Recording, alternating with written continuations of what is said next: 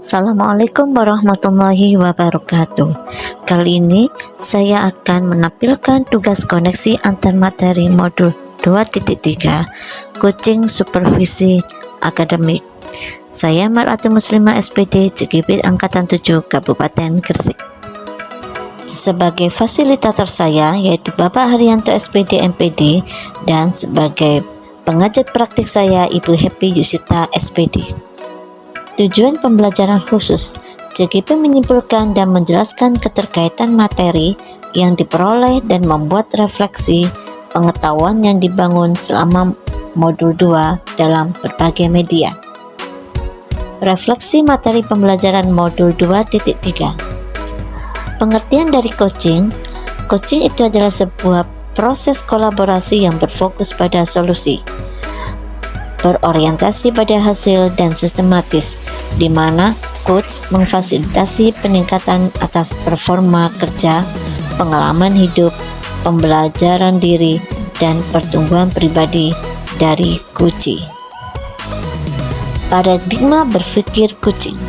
Yang pertama, fokus pada coachee yang akan dikembangkan. Kedua, bersifat terbuka dan ingin tahu. Ketiga, memiliki kesadaran diri yang kuat.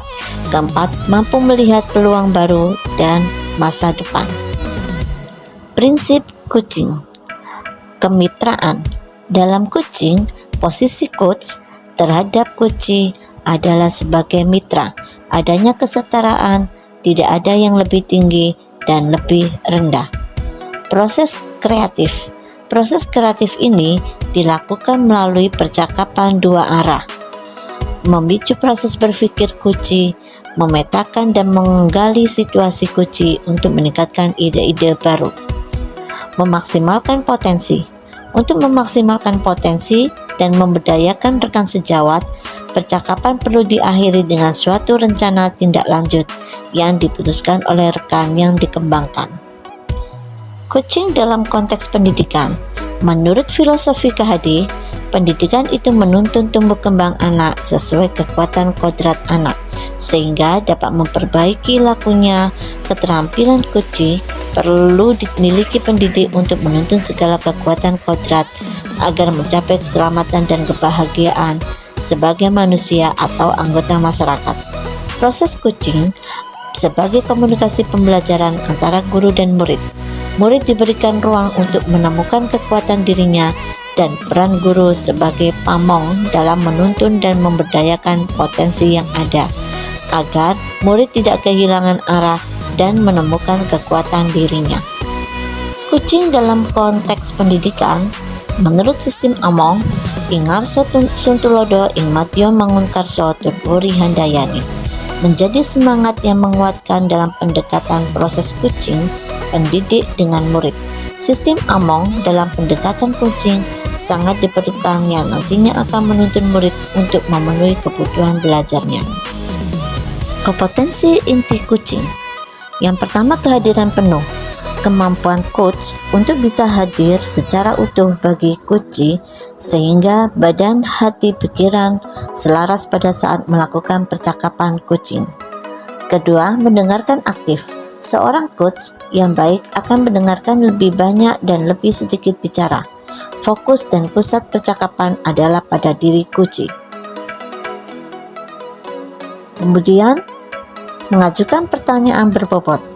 Pertanyaan yang diajukan dapat menggali informasi dari coachee, menggugah untuk berpikir, menstimulus coachee untuk memunculkan ide-ide baru, dan mampu mengungkapkan emosi. Untuk mengajukan pertanyaan yang berbobot, maka harus mendengar dengan rasa. Rasa dijabarkan dalam R, receive. Perhatikan pembicara, terima semua ucapan, ambil kata kunci. A, appreciate. Beri sinyal bahwa coach mendengarkan dengan oke, iya, kontak mata, dan mengangguk. S, summarize. Rangkum apa yang didapat dari perkataan coachee. A, ask. Ajukan pertanyaan untuk memperdalam. Percakapan berbasis kucing dengan alur Tirta. T. Tujuan umum. Coach perlu mengetahui apa tujuan yang hendak dicapai kuci dalam sesi kucing. I. Identifikasi. Proses menggali semua hal yang terjadi pada kuci. R. Rencana aksi. Coach membantu kuci dalam hal memilah dan memilih hasil pemikiran selama kucing yang akan dijadikan sebagai rencana aksi. Tanggung jawab. Komitmen kuci dalam rencana aksi dan menjalankannya. Supervisi akademik dengan paradigma berpikir kucing. Supervisi akademik perlu dimaknai secara positif sebagai kegiatan berkelanjutan yang meningkatkan kompetensi guru sebagai pemimpin pembelajar dalam menyampaikan tujuan pembelajaran, yakni pembelajaran yang berpihak pada murid. Beberapa prinsip supervisi akademik dengan paradigma berpikir kucing meliputi kemitraan, konstruktif, terencana, reflektif, objektif, berkesinambungan, dan komprehensif. Siklus dalam supervisi klinis meliputi 3 tahap, yakni pra-observasi, observasi, dan pasca observasi. Pertanyaan pemantik koneksi 1. Bagaimana peran Anda sebagai seorang coach di sekolah dan keterkaitannya dengan materi sebelumnya di paket modul 2, yaitu pembelajaran berdiferensiasi dan pembelajaran sosial emosi. Peran sebagai coach di sekolah. Peran saya sebagai coach di sekolah tidak mengajarkan atau menginstruksikan sesuatu, tidak juga memberikan saran atau solusi secara langsung. Saya membantu murid atau rekan sejawat untuk belajar dan bertumbuh dengan mengajukan pertanyaan-pertanyaan yang dapat memicu kesadaran diri dan memprovokasi tindakan kreatif, menciptakan suasana nyaman dan rasa percaya diri.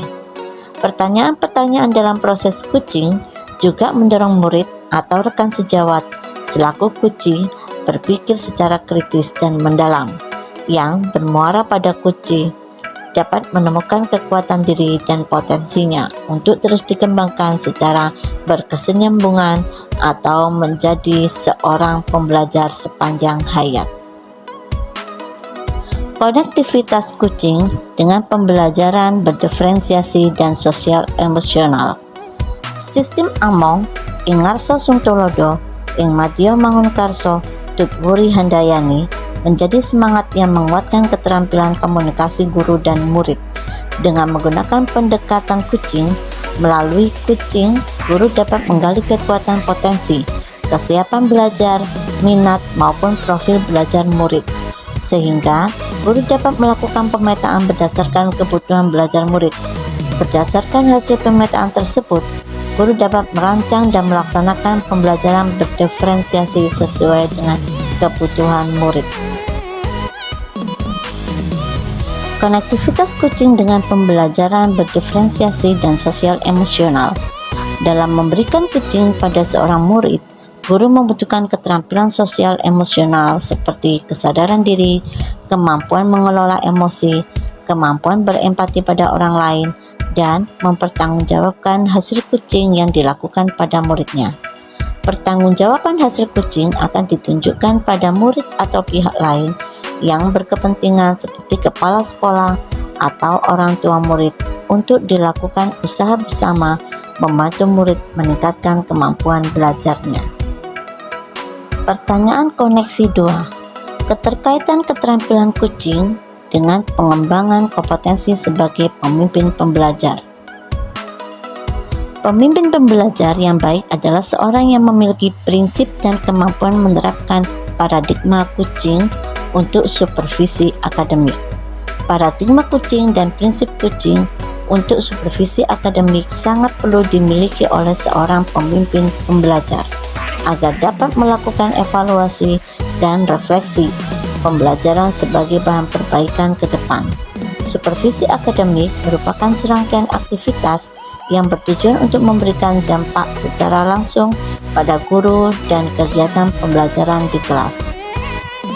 Supervisi akademik bertujuan untuk meningkatkan kompetensi guru, yakni pemberdayaan dan pengembangan kompetensi diri dalam rangka peningkatan performa mengajar dan mencapai tujuan pembelajaran yang berpihak pada murid. Dalam proses pelaksanaannya, supervisi akademik menggunakan pendekatan kucing.